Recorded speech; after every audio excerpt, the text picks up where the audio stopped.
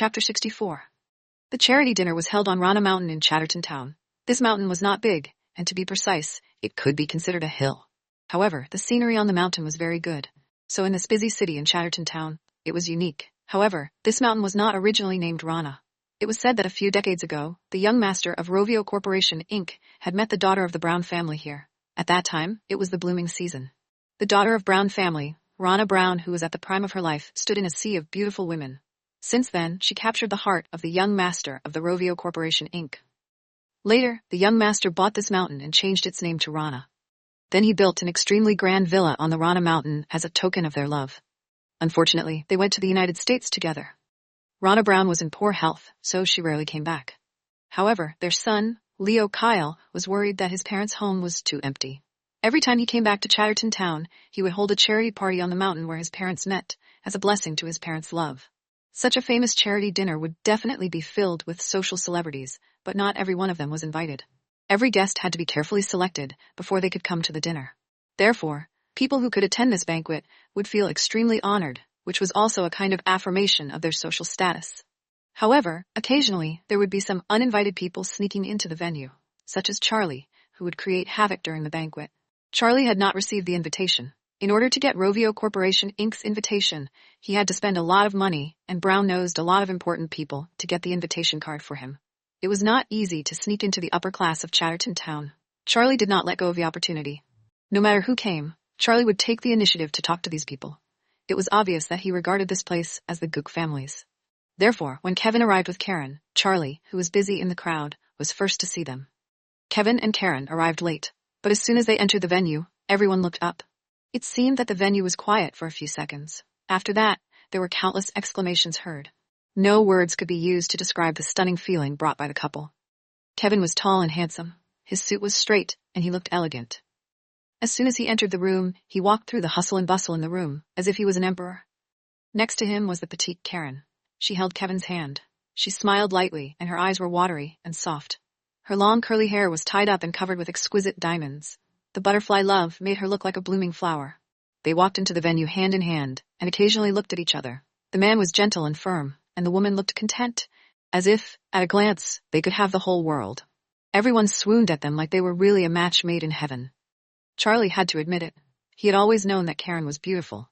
He didn't know that Karen could look as beautiful as she was now. She was so beautiful that she could make butterflies die for her. Kevin, who was beside her, used his low-key and reserved aura to complement Karen's elegance, making her look even more beautiful. Unconsciously, Charlie's hand, which was clutching the wine glass, turned pale. He even wanted to rush over and grab Karen back to let everyone know that this woman belonged to him. The noisy banquet seemed to become silent in an instant. Charlie could no longer hear any sound. He was staring at Kevin and Karen. He was irritated by how Karen was smiling with Kevin.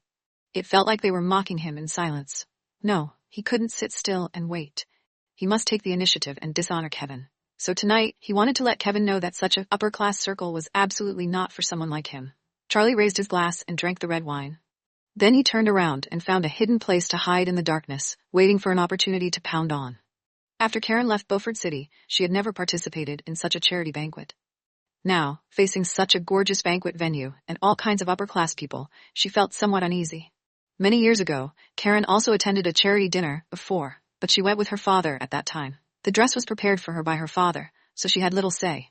The only purpose of her father taking her to such a banquet was to hope that she could get to know more upper-class people. Even if she and Charlie did not work out, the Daly family still had other choices. Therefore, even if she was his daughter, he chose a revealing dress for her. He was afraid that those rich and powerful families could not notice his daughter. It was also because of this, that when the incident happened later, that upper-class society in the Midwest even put up the photo of Karen attending that dinner party.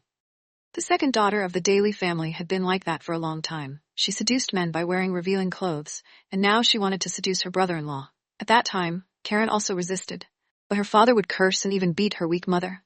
Every time, he would beat her mother badly. However, her mother, a weak and helpless mother, only cried silently. She dared not to struggle, dared not to resist, and even dared not to ask for mercy. Therefore, Karen struggled, resisted, and begged for mercy. She tried various methods to stop her father, but her father was fearless with the support of the Gook family. Every time, he could only give more severe punishment. She could not save her mother. The situation lasted until Charlie and she confirmed their relationship. She used to foolishly think of Charlie as her hero. As she was reminiscing, Karen glanced over at Kevin, who was next to her. Kevin's eyes shone with dazzling lights, making him look even more charming. Kevin, will you be my hero? Could we stay together until we grow old? He may have seen her looking at him, then a pair of warm and powerful hands gently wrapped around her waist and brought her to his side. Kevin turned his head, looked at her gently, and whispered, I am here. Yes, you're here.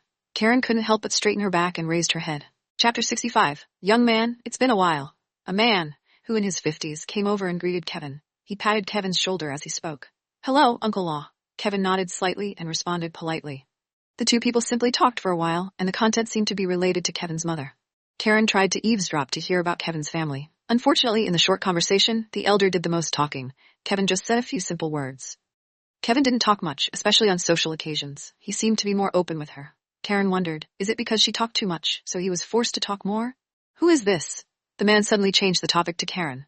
Karen smiled politely, and she was about to answer. Then she heard Kevin say, my wife.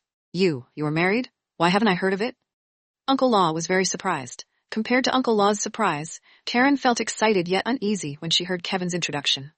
Uncle Law obviously knew Kevin's family, so does this mean that he was telling his relatives about their relationship? However, would they like her? Could they stay until the end? Great, Tid. She's very beautiful, but your father probably doesn't know about your sudden marriage. Haha, doesn't he want you to marry Mia? Uncle Law, Kevin suddenly interrupted him. His voice was more stern than before. I have something to do. I have to go first. Before he could respond, Kevin hurriedly pulled Karen away. However, Karen had heard Uncle Law's words clearly. Mary? Mia? Mia Kyle? What did he mean?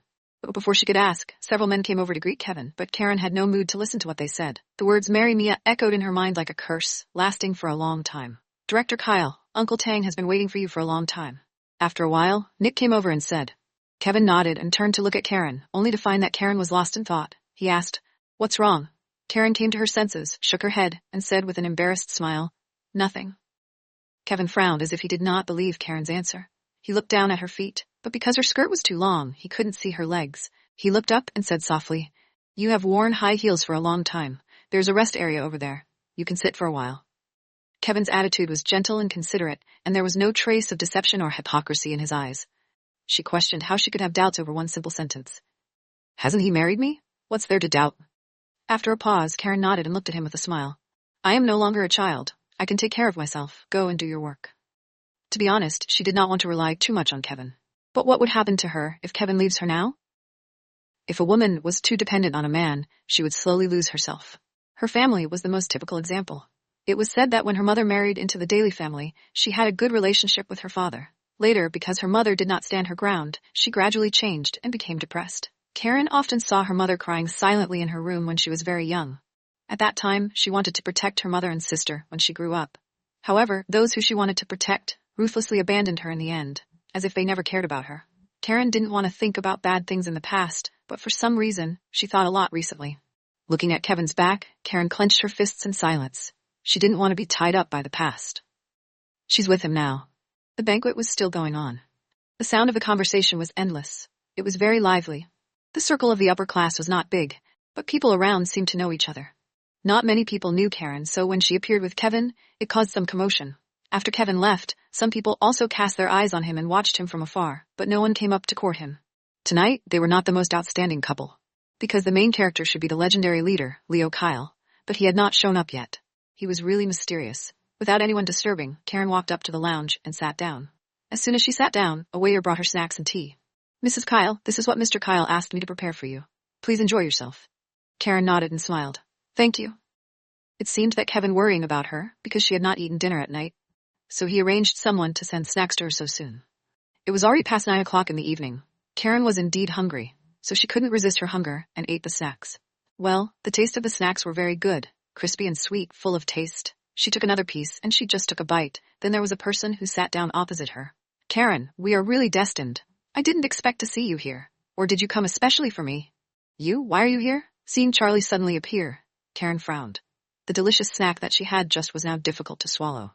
Charlie chuckled. His eyes appeared arrogant and condescending. Shouldn't I ask you, why are you here?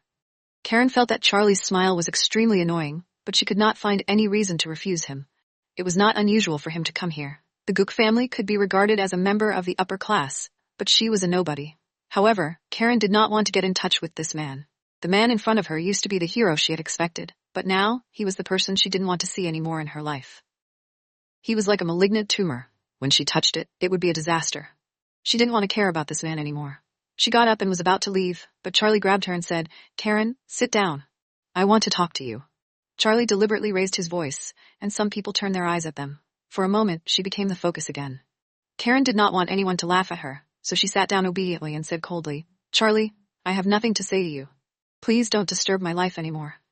Hearing this, Charlie smiled. He suddenly got up and looked down at Karen. Then he let out a smile that he thought was charming and said, "But I have, so come with me." His smile was so arrogant and obscene that it disgusted Karen. Chapter 66. Karen did not want to talk with Charlie. She sat still and said, "But I don't want to hear it." "Do you believe that I'll let Kevin crawl out of the banquet tonight?" Charlie sneered and left. "You." Charlie's threat made Karen lose her confidence. Thinking of Charlie's personality, he always does what he wants. She dared not imagine what Charlie would do to Kevin. She did not want to risk it, so she had to follow him. The banquet hall was on the second floor. There was a balcony beside the resting room. The light was not very good. Charlie had already aimed for this place clearly, so he brought Karen here. Karen looked around. Although the balcony was dim, there were people passing by from time to time. She thought that Charlie would not dare to do anything, so she followed him. Charlie looked back at her with the up and down eyes. "Karen, you looked more beautiful." Charlie thought she was charming, but Karen felt disgusted after hearing that. She really wanted to turn around and leave, but she was worried that Charlie would really do something to Kevin. She treated him coldly. She didn't even want to have any eye contact with him. Seeing how Karen was so indifferent, Charlie's anger rose again. He sneered and said, "Kevin is just the president of a small company. Many people can step on him. Don't be too naive to think that he is a high-class person just because he can take you to this banquet." Karen never thought it was good to be an upper-class person. She just wanted to live a quiet life, far away from scheming, betrayal, and all the painful memories of the past. She wanted to live a quiet life with Kevin. Charlie thought that he had convinced Karen because she did not refute him. So he continued to say, "You should know that since my company announced that we will no longer cooperate with innovative tech, many companies are unwilling to cooperate with them. Do you know why? Because innovative tech will never be able to compare with the Gook Corp. Kevin will be trampled by me." Kevin's identity did not matter at all. No matter who he was, Kevin remained her husband. Even if Charlie was right, compared with Gook Corp, the financial ability of innovative tech was much weaker. But so what? In her mind, Kevin was so much better than Charlie in terms of character and knowledge. Karen was still silent. Charlie also realized that she was not moved by him. She was just not willing to talk to him at all. He clenched his fists and continued, "Do you know that your sister Christine also came to Chatterton Town? Your father asked her to come here." Karen was uncomfortable hearing the name she tried so hard to forget. It was painful and bitter. The past popped up in her mind uncontrollably. She still remembered that day. Her sister cried and knelt down to ask for her forgiveness, for being involved with Charlie and that they should be discovered by their parents. However, the Gook family and Karen's parents could not see the pain in Karen's heart. They only rushed to protect her sister. Karen could not remember what they said clearly. She only remembered what Charlie's mother said. "Christine, you are pregnant. Even if you don't care about your body, you should think about the child." At that time, Karen only found out that her sister and her fiancé even had a child. She held the design of her wedding dress in her hands. She wanted to give Charlie a surprise, but she didn't expect that they would give her a bigger surprise. Later, she became a shameless person who was said to seduce her sister's fiancé. She was abused online and searched by others.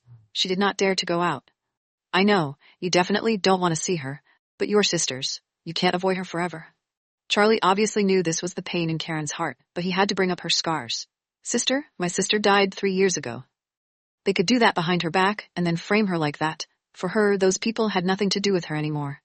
If Christine didn't respect her, why should she call her sister? "Your sister died in your heart." Charlie looked at Karen and mocked her.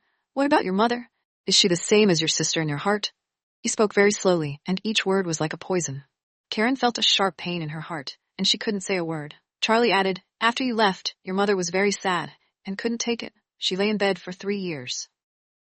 Karen was suddenly reminded when she was a kid, her mother always touched her head and said, "Our dear Karen is the most sensible. You will definitely be more caring when you grow up." Karen still remembered her mother's helpless and distressed look when she was framed 3 years ago. Her mother really loved her, but she had no choice. Her weak and incompetent mother could only sit there and cry all night. Her mother prayed to her father to not force her again, and her mother also prayed to Charlie to let go of her sister and Karen. However, no one could help her mother, even though her mother's eyes were swollen from crying and her voice was begging. Karen left Beeford City in a mess. Perhaps her mother would get sick because she felt that she couldn't even protect her daughter well and that she was useless. Karen didn't want to cry, but she was so distressed that she shed tears. That was her mother, and she loved her mother the most. Even if she couldn't stop anything in the past, Karen still couldn't blame her. You also know the nature of your daily family. Your mother has been lying in the hospital for 3 years. Can your family afford it without the support of the Gook family? Charlie continued to say, purposefully inflicting pain onto Karen. In the past 3 years, she didn't care about anything that happened between the Gook family and the Daly family. She almost cut off all contact with everyone in Beeford City. Therefore, she didn't even know that her mother was sick. Karen could blame her father and her sister for being heartless. But she could not blame her mother. Karen had a hard time holding her tears. Her body trembled slightly. Charlie took the opportunity to hold her in his arms and patted her back gently. Don't be sad, I am still here. I will always back you up. Karen was suddenly hugged by Charlie and struggled to push him away, but he held her even tighter. He blurted out threateningly, Karen, if you don't listen to me, what should I do with your mother?